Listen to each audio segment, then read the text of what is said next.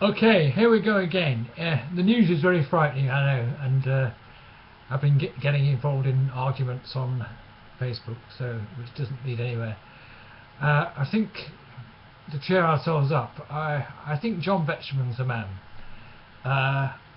Lived in South London, in London for a bit, and I got a feel for the South.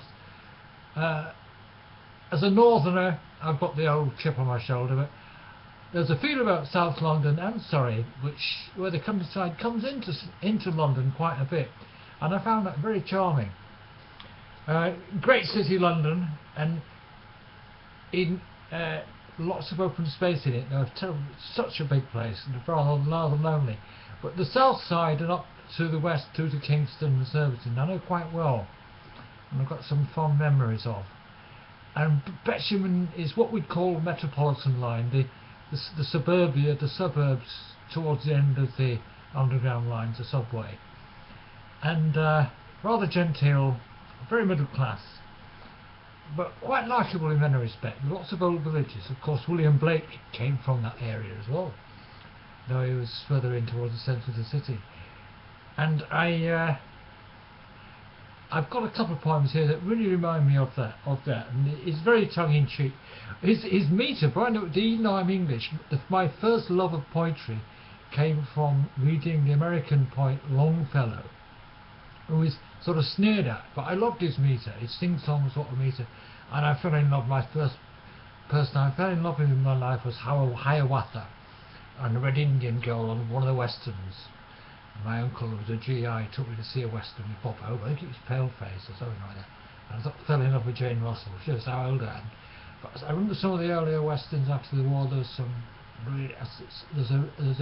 a Native American girl I really fell in love with, and I loved the Pocahontas story, and I loved Hiawatha, and by the shining big sea waters. I loved that sort of beat. Now Betjemann has this. A bit unsophisticated, but I don't mind. I like it. Very middlebrow, but I'm in that sort of mood tonight. I think we need cheering up. This is South London sketch, even though it's called 1844. Lavender sweep is drowned in Wandsworth, drowned in jessamine up to the neck. Beetles sway upon bending grass leagues, shoulder level to Tooting Beck. Rich as Middlesex, rich in signboards. Lie the lover trod lanes between, red man, green man, horse and waggoner, elms and sycamores round a green. Burst good June with a rush this morning, bind weed me an emerald rope. Sunshine bright on the blossoming trellises, June and lavender bring me hopes. And of course there's no elms anymore, and those names, Red Man, Green Man, were the names of horse and wagon, were the names of the pubs, which you still get in the London suburbs, because it was countryside right up until the south bank of the river until about 1834, and it still has that feeling, and it's probably for English people this, or many Southerners, but I think it's still got that point. This is wonderful actually. This is more sort of going out towards Berkshire. Various home counties, Chalkland, rather posh commuter land now. But when Betjemann was knocking around doing the wonderful Shell Guys before the war with the great English artist John Piper, I'd love to be in their company. They must have explored some of these exquisite old churches which they wrote about and Piper painted for those wonderful guides for motorists before the war. So it's got a very much feeling of the countryside, but just beyond the last tube station in London. This is called Indoor Games Near Newbury by John Betjemann. I once met the guy actually, a lovely man, very nice man.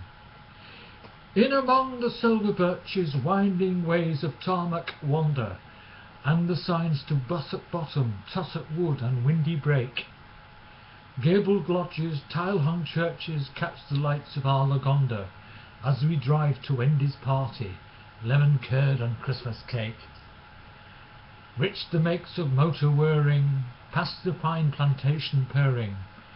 Come up, Hopmobile, Delage, Short the way your chauffeurs travel, crunching over private gravel, each from out his warm garage. Oh, but Wendy, when the carpet yielded to my indoor pumps, there you stood, your gold hair streaming, handsome in the hall light gleaming. There you looked and there you led me off into the game of clumps. Then the new Victrola playing and your funny uncle saying, choose your partners for a foxtrot, dance until it's tea o'clock. Come on, young'uns, foot it featly. Was it chance that paired us neatly? I who loved you so completely, you who pressed me closely to you, hard against your party frock. Meet me when you've finished eating, so we met and no one found us, on that dark and furry cupboard, while the rest played hide and seek. As kinky as I am, this guy. Holding hands, our two hearts beating, in the bedroom silence round us. Holding hands and hardly hearing sudden footstep, thud and shriek. Love that lay too deep for kissing. Where is Wendy? Wendy's missing. Love so pure it had to end. Love so strong that I was frightened when you gripped my fingers tight and hugging whispered, I'm your friend. Goodbye, Wendy, send the fairies, pinewood elf and larch tree gnome. Spangled stars are peeping, at the lush Lagonda creeping, down the winding ways of tarmac, to the leading lights of home. There among the silver birches, all the bells of all the churches sounded in the bath waste running out into the frosty air. Wendy speeded my undressing, Wendy is the sheets caressing, Wendy bending gives a blessing, holds me as I drift to dreamland, safe inside my slumberware.